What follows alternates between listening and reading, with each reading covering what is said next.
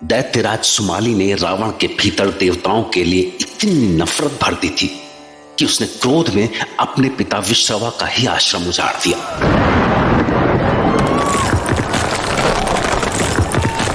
दरअसल विश्रवा ने देवताओं से विनती करके अपनी पहली पत्नी से हुए बेटे कुबेर को लोकपाल और लंका का राजा बनवा दिया। और लंकापति बनने के बाद कुबेर को मन की गति से चलने वाला पुष्पक विमान भी मिल गया। लेकिन यह पुष्पक विमान कुबेर के भाग्य में भी नहीं था। दरअसल एक बार जब कुबेर पुष्पक विमान में सवार होकर विश्रवा के पास पहुंचा तो उसकी आवाज से रावण चौंक कर नींद से जागा।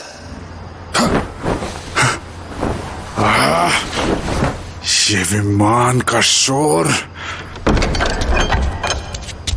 क्या हुआ रावण, तू अचानक जाग कैसे गया?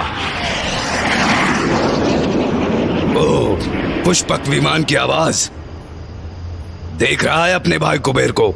इसका ऐश्वर्य देख और स्वयं को देख, कितना दीनहीन है तू इसके सामने। पर यदि उसके पास पुष्पक विमान है तो मैं क्या करूं नाना? तुझे ही तो सब कुछ करना है रावण, तुझे ही सब कुछ करना है। सोच सोच कि अपने भाई कुबेर जैसा ऐश्वर्य तुझे कैसे मिलेगा। चिंता न करे नाना, इस विमान की गूंज ने मेरी भी रातों की नींद छीन रखी है। और मैं ये भी जानता हूं कि इन देवताओं ने कैसा अन्याय किया है हमारे साथ। पर मैं आपको वचन देता हूं कि एक दिन मैं इनसे इनके एक एक अन्याय का प्रतिशोध लूंगा। प्रतिशोध तो तू जब लेगा तब लेगा रावण। अभी तो हमें इनसे इनका गर्व, वो सोने की लंका छीननी है। ये लंका हमारी थी, हम दैत्यों की। मैं जब भी स्वर्ण नगरी को देखता हूं तो तड़प उठता हूं। पर क्या करूं, क्या करूं? सब अपना अपना भाग्य है। बस नाना, बस अब अपने आंसू पोंछ दीजिए, क्योंकि अब अपना भाग्य रावण स्वयं लिखेगा। अब रावण ही होगा इस त्रिभुवन का भाग्य विधाता। मुझे तुझ पर भरोसा है रावण, मुझे पूरा भरोसा है कि एक दिन तू लंका का स्वामी बनेगा।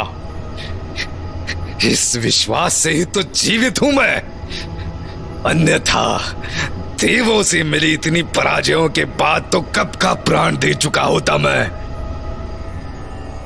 नाना सुमाली के लगातार भड़काने का नतीजा ये हुआ कि रावण के मन में सत्ता की भूख दिन ब दिन बढ़ती चली गई। बल्कि कुबेर के पुष्पक विमान ने तो उसकी आग में घी का काम किया। और नतीजा ये हुआ कि वो एक दिन दैत्यों की सेना लेकर आसपास के द्वीपों पर कब्जा करने के लिए निकल पड़ा। जय महादेव।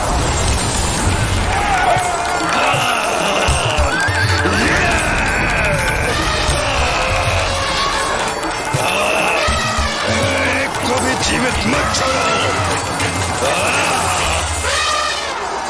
और जब विश्रवा ने रावण का ऐसा भयानक रूप देखा तो उन्हें अपने बेटे कुबेर की चिंता सताने लगी।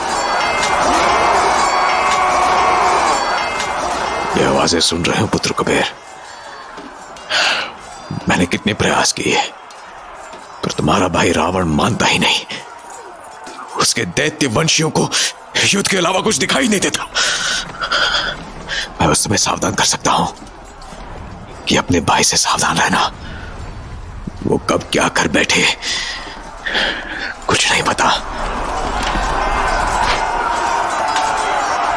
तो दिन बीते, महीने और साल बीते, पर रावण का विजय अभियान चलता रहा।